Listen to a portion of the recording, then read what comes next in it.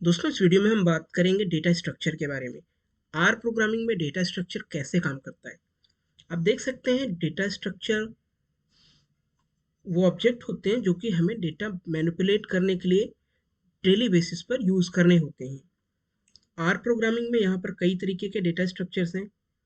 पहला तो वेक्टर है जो कि सबसे ज़्यादा यूज़ होता है, लिस्ट है, एरे है, matrix, data frames and factor. ये 6 टाइप के डेटा स्ट्रक्चर हैं जो सबसे ज़्यादा यूज़ होते हैं या बेसिकली यही यूज़ होते हैं डेटा को मैनिपुलेट करने के लिए। आइए वन बाय वन हम समझते हैं डेटा स्ट्रक्चर कैसे काम करता है। And data frame, array, factor, vector, atomic vector या ज़्यादातर लोग वेक्टर ही कहते हैं, मैट्रिक्स, लिस्ट। तो इनमें किस टाइप की वैल्यू आती है, क्या क्या डेटा हम इसमें यूज़ कर सकते हैं। तो बेसिकली हम यहाँ पर चलेंगे स्टार्ट से। और यहाँ पर 6 टाइप है, तो हम पहला समझते हैं वेक्टर। वेक्टर कैसे काम करता है। तो यहाँ पर मैंने वेक्टर की छोटी सी डेफिनेशन दी है, ये आपको मिल जाएगा डिस्क्रिप्शन लिंक में, आप वहाँ से उठा सकते हैं। और बेसिकली वेक्टर होता क्या है मैं इसमें आपको बता दूँ, ये वन डायमेंशनल एरे होता है। वन डायमेंशनल एरे का मतलब है आप इसमें वैल्यूज स्टोर कर सकते हैं। यहाँ पर मैं आपको कुछ चीज़ें हैं जो फटाफट रन करके दिखा दे रहा हूँ। आर स्टूडियो पर आपको मैं लिए चलता हूँ। आर स्टूडियो में ये कोड्स मैंने पेस्ट कर दिए।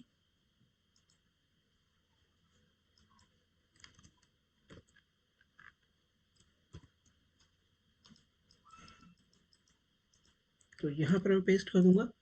तो गाइज आप देख सकते हैं जो पहला वेरिएबल यहाँ पर है एक्स। एक्स के अंदर हम एक वेक्टर ले रहे हैं। वेक्टर मतलब वेक्टर क्रिएट करने से पहले सी लिखते हैं और ब्रैकेट के अंदर जो भी हम वैल्यूज दे देंगे वो यहाँ पर क्रिएट हो जाएगा। इसके लिए मैं एंटर करूँगा। यहाँ से रन भी कर सकते हैं सेलेक्ट करके। एंड अब यहाँ पर मैं एक्स लिखूँगा। एक्स को भी मैं रन करूँगा। आप देख सकते हैं एक्स के अंदर जो वैल्यूज़ हैं वो यहाँ पर आ रही हैं 1 3 5। तो ये वैल्यूज़ यहाँ पर आप देख सकते हैं। दूसरा, ये तो हो गया न्यूमेरिकल वेक्टर। दूसरा यहाँ पर आप देख सकते हैं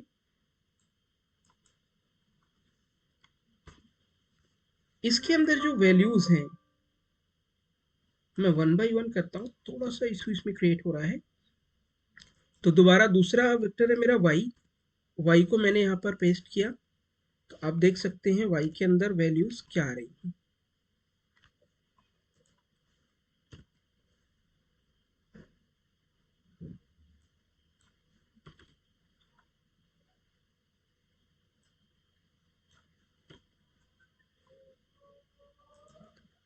तो यहाँ पर पहले मैं एक्स की वैल्यू ला रहा हूँ अगेन।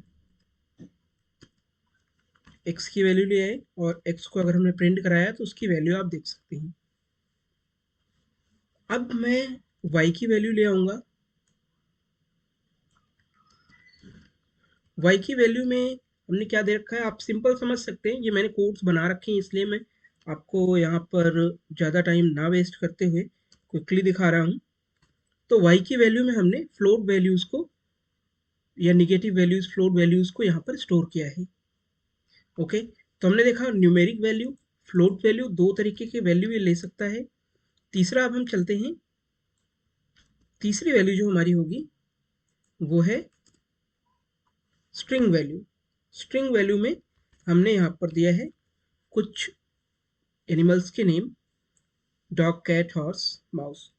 तो बेसिकली यहाँ पर मैं ये कहना चाह रहा हूँ कि हम इसमें न्यूमेरिक, फ्लोट वैल्यू, स्ट्रिंग, ये वैल्यूज़ को स्टोर कर सकते हैं। अब यहाँ पर एक नई चीज़ मैं करने जा रहा हूँ। तो यहाँ पर आप देख सकते हैं जेड डब्ल्यू के अंदर हमने यहाँ पर वैल्यू स्टोर की है की के साथ A B C. A is equal to 2, B is equal to 5.5, C is equal to 8.8। तो यहाँ पर कीज के साथ है जो कि आप यहाँ पर देख रहे हैं ए बी सी। ओके, तो इस टाइप से भी हम वैल्यूज को स्टोर कर सकते हैं। आइए अब लेंथ देखते हैं।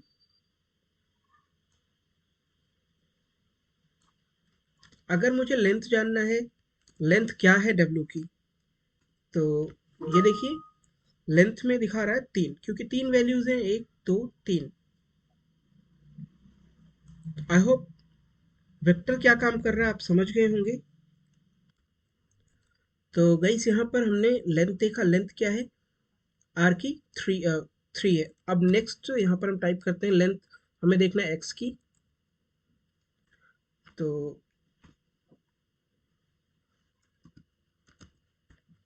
लेंथ एक्स की अगर हम देखेंगे तो वो 6 दिखा रही है, क्योंकि एक्स के अंदर आप देखेंगे 1 3 5 7 9 11।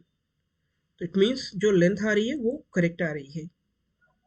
अब यहाँ पर लेट सपोज अगर मुझे एक वैल्यू ऐड करना है, अगर मुझे एक वैल्यू ऐड करना है एक्स में, एक्स की वैल्यू क्या है 1 3 5। यहाँ पर देखते हैं, एक बार दोबारा से मैं दिखा रहा हूँ एक्स की वैल्यू 1 3 5 7 9 11। अब अगर यहाँ पर मैं एक्स में कुछ ऐड करना चाहूँ, आइए देखते हैं, x is equal to x plus 1, value add हो चुकी है। अब अगर यहाँ पर मैं प्रिंट कराऊंगा तो आप देख सकते हैं, एक में एक ऐड हो गया, दो हो गया, तीन में एक ऐड हो गया, चार, पाँच में एक ऐड हो गया, छः, सात में एक ऐड हो गया, आठ।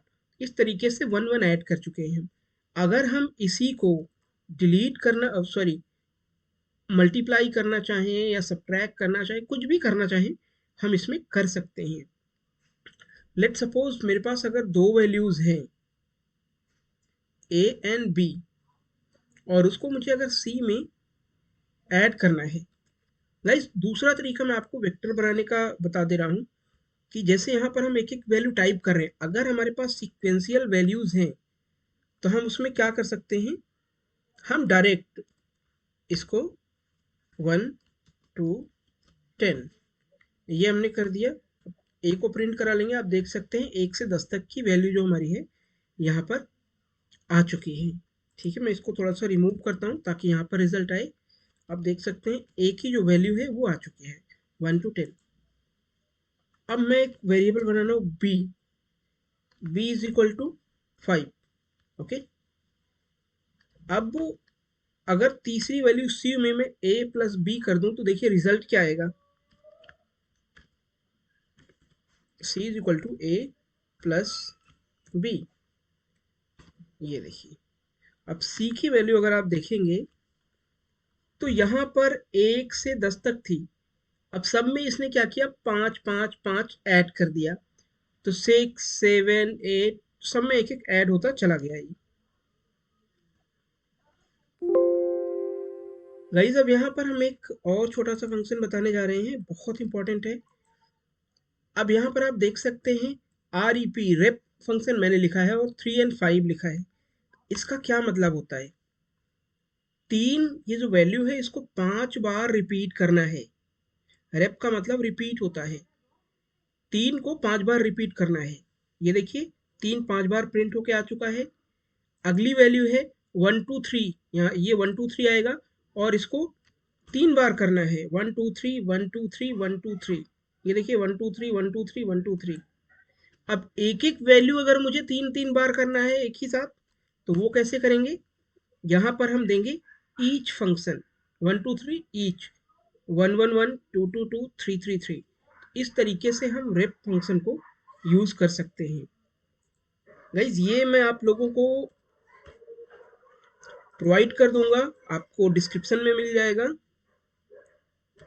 एंड नेक्स्ट है हमारा मैट्रिक्स।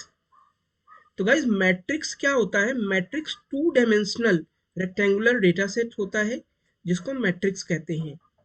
मैट्रिक्स को क्रिएट करने के लिए हम वेक्टर इनपुट के थ्रू बना सकते हैं या वैसे डेटा सेट को बना सकते हैं। आप यहाँ पर देख सकते हैं, यहाँ पर हमने जो वैल्यू बनाया हुआ है, अगर मैं बात करूं x की, यहाँ पर जो मैं वैल्यू टाइप ले रहा हूँ, ये देखिए इसको मैं प्रिंट करा रहा हूँ। ये देखिए, तो 2 4 नहीं, यहाँ पर कुछ और गड़बड़ हुआ है, मुझे थोड़ा सा देखना पड़ेगा। ये हमने यहाँ पर रीड कराया x को, और x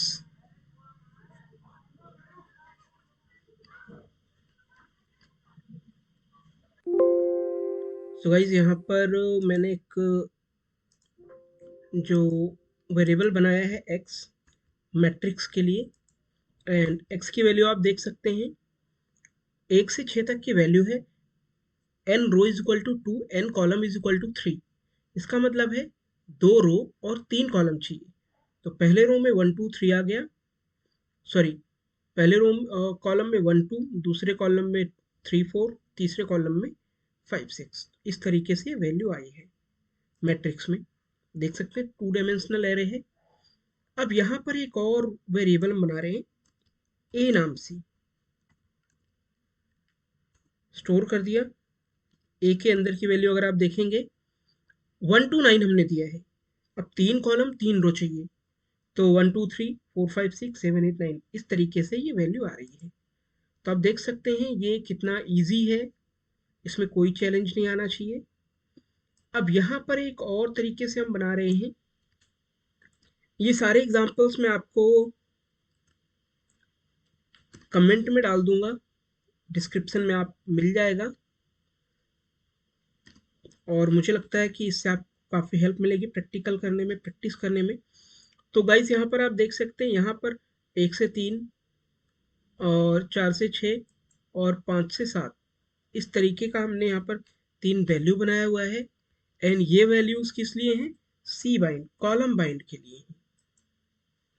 और ये देखिए इस तरीके की वैल्यू आ रही है। अब इसमें क्या हो रहा है, 1 2 3 देन 4 5 6 देन 5 6 7 ये वैल्यूज हैं। ये मुझे लग रहा है कि ये पुरानी वैल्यू पिक कर रहा है, तो यहाँ पर मैं दूंगा एस। एस में देखते हैं ये क्या लेके आ रहा है वैल्यू, इसको मैं इज इक्वल टू कर दूंगा, कभी कभी इसमें इश्यू आने लगता है। तो ये हमने रन किया। अब एस के अंदर क्या वैल्यू आ रही है ये देखिए 1 2 3 पहले में आया, 4 5 6 दूसरे में आया, 5 6 7 तीसरे रो में आया। इस तरीके से रिजल्ट आ रहा है। ये हमने कॉलम बाइंड किया हुआ है। सेम इसी तरीके से हम रो बाइंड भी कर सकते हैं। इसके लिए मैं ये वैल्यू उठा रहा हूँ, और ये देखिए r इज इक्वल टू, यहाँ पर मैं इस वैल्यू को पेस्ट कर दे रहा हूँ, सॉरी यहाँ पर हो गया।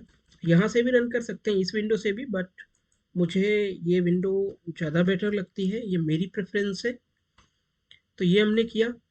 आर बाइंड में आप देख सकते हैं हमारे पास वैल्यू आ रही है रो वाइज बाइंड। पहले 1 2 3 जाएगा, इसमें कॉलम वाइज में 1 2 3 ऊपर से नीचे आ रहा था। अब इसमें आप देखेंगे ये हॉरिजॉन्टल जा रहा है, इसमें वर्टिकल आ रहा था, ऊपर से नीचे आ रहा था, इसमें लेफ्ट से राइट जा रहा है। बस यही फर्क है रो बाइंड में एंड कॉलम बाइंड में। उम्मीद करता हूँ आपको ये डिटेल समझ आई होगी। कोई दिक्कत हो तो आप मुझे कमेंट करके पूछ सकते हैं। अब बात आती है एरेज की। एरेज क्या होती हैं? आपने कई सारे टूल्स में देखा होगा एरेज क्या होती हैं, कैसे काम करते हैं। तो यहाँ पर मैं एक छोटी सी चीज बताने जा रहा हूँ, जो arrays data object which allow you to store more than 2 dimensions. We create an vector array from vectors. तो यहाँ पर more than 2 dimensions आप देख रहे हैं। तो एरे वेक्टर क्या होता है? सिंगल डायमेंशन होता है। एरे क्या होता है? More than 2 dimensions. कैसे होता है? आइए यहाँ पर मैं आपको बताता हूँ किस तरीके से हम इसको यूज करते हैं। तो यहाँ पर मैं पहला अपना एक जो वेरिएबल बना रहा हूँ, ये बना रहा हूँ मैं एक्स। एक्स के अंदर मैं एरे दे रहा हूँ, एरे के अंदर 1 to 24, और उसके बाद डायमेंशंस क्या दे रहा हूँ? 3 4 2। इसका मतलब क्या है आइए देखते हैं। आपने देखा डायमेंशन हमने दिया है 1 से 24 तक, डायमेंशंस क्या दिया है? 3 कॉलम, सॉरी 3 रो 4 कॉलम। ये देख रहे हैं आप, 3 रो, 1 2 3 4 कॉलम है, 3 रो इधर है, इधर ये, और ये कॉलम है। 2 डायमेंशन मतलब 2 जगह बनाना है मुझे। एक तो ये बन गया 1 से 12 तक, दूसरा ये बन गया 12 से 24 तक।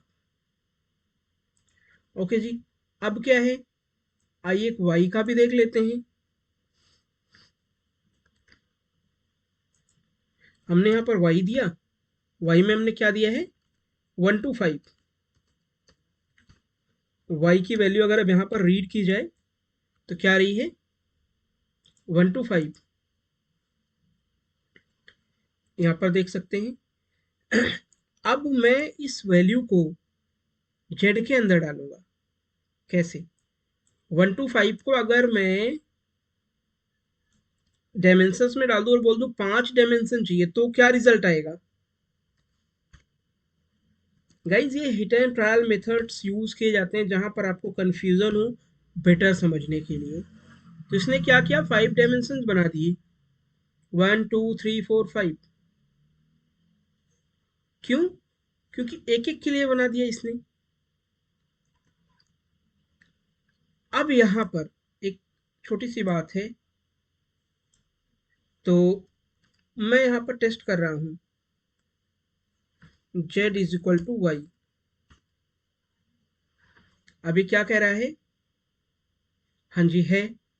कैसे है, z के अंदर हमने 1 से 5 तक की वैल्यू दी है, y के अंदर भी 1 से 5 तक की वैल्यू दी है, तो सही है। लेकिन समझने वाली क्या बात है, अब अगर मैं इसका डायमेंशन देखूंगा, देखिएगा डायमेंशन अगर y का देखूंगा तो क्या आएगा, नल आएगा, क्योंकि इसमें कोई डायमेंशन डिफाइंड नहीं है। लेकिन अगर यही डायमेंशन में z का देखूंगा तो वो क्या आएगा 5 आएगा, क्योंकि यहाँ पर हमने डायमेंशन दिया हुआ है। फर्क इतना है, वैल्यू दोनों में सेम है, एक विद डायमेंशन है, दूसरा विदाउट डायमेंशन है।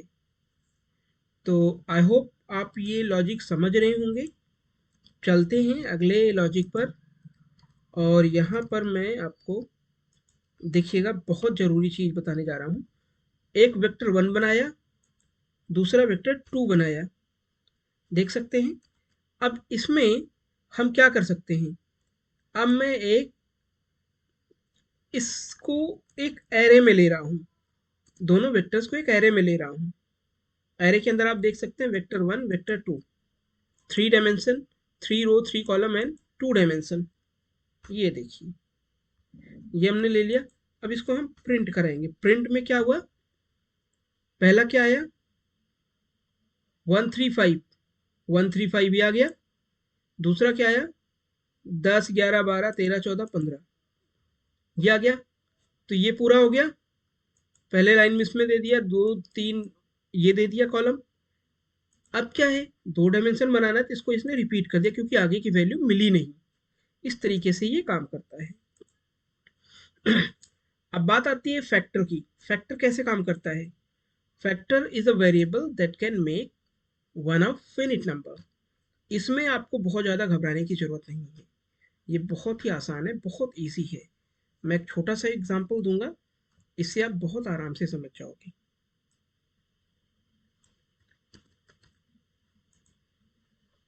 तो ये मैं रिमूव कर दे रहा हूँ, x की वैल्यू मैं दे रहा हूँ, ये देखिए जी, x की वैल्यू क्या आ रही है, यहाँ पर भी मैं रिमूव करता हूँ ताकि समझ आए। x की वैल्यू आ रही ए ए बी बी। फैक्टर क्या काम करता है, आइए यहाँ से आपको ज़्यादा बेटर अंडरस्टैंडिंग मिलेगी। TOR, फैक्टर मैंने डाल दिया x को। अब ये फिनिट नंबर दे रहा है, यूनिक वैल्यूज दे रहा है a एंड b, जो कि पहले ये कुछ और दे रहा था। पहले ये सारी वैल्यू दे रहा था, लेकिन जैसे ही हमने इसको फैक्टराइज किया ये यूनिक वैल्यू देने लगा। तो a factor is a variable that can take one of the finite number of distinct level, ये डिस्टिंक्ट लेवल की वैल्यूज को आउटपुट में देता है। आई होप अब आप क्लियर हो गए होंगे पॉइंट से। गुड। अगली बात आती है लिस्ट की। ये सेकेंड टाइप ऑफ वेक्टर है। ये सारी चीजें आपको डिस्क्रिप्शन में मिल जाएंगी, डोंट वरी अबाउट, और प्रैक्टिस करिए तभी चीजें समझ आएंगी। तो लिस्ट में क्या होता है, लिस्ट एक तरीका का वेक्टर है, और ये string, another list inside list, list के अंदर लिस्ट रख सकता है, different type of number, vectors, ये सारी चीज़ें स्टोर कर सकता है। तो अब देख सकते हैं यहाँ पर मैं एक छोटा सा वेक्टर बनाता हूँ और आपको उसका विजुअल्स दिखाता हूँ।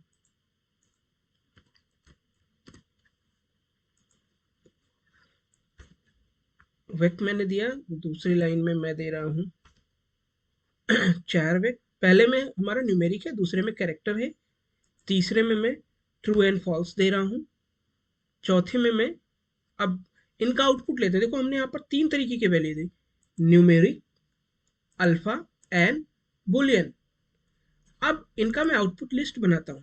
पहले मैंने व्यक्त दिया, मतलब इसमें हम लिस्ट में बताने की कोशिश कर रहे हैं कि इसमें कोई भी टाइप का वेक्टर हो ये इजीली एक्सेप्ट कर लेता है लिस्ट में, ये इसकी खासियत है। ये देखिए पहले इसने क्या दिया 356, ये रहा 356, देन इसने ये दिए, देन इसने बुलियंस दिए। तो ये किसी भी टाइप की वैल्यू को कंटेन कर सकता है। Now last, data frame. Data frame is one of the important object. Data frame is a two-dimensional array like structure or a table in which column contains values of one variable and rows contains one set of values. तो जहां पर रोज and column का concept आता है तो उसको हम data frame कहते हैं। लेट सपोज यहाँ पर मैंने कुछ वेरिएबल्स बना रखे हैं और ये मेरे सिस्टम की जो वो है, तो ये मैं पूरा ही ले रहा हूँ। मैंने ये पाथ दे रखा है, पाथ के अंदर पे मैंने कुछ वेरिएबल्स बना रखे हैं। तो यहाँ पर एक फाइल पड़ी हुई है superstore.csv नाम की, इसको मैं रीड कर रहा हूँ डैट के अंदर। अब डैट की वैल्यू देख रहे हैं क्या है, ये देखिए ये वैल्यू डैट के अंदर स्टोर हो चुकी है। सैम्पल सुपर स्टोर का डेटा है तो ये सारी वैल्यू आ चुकी है।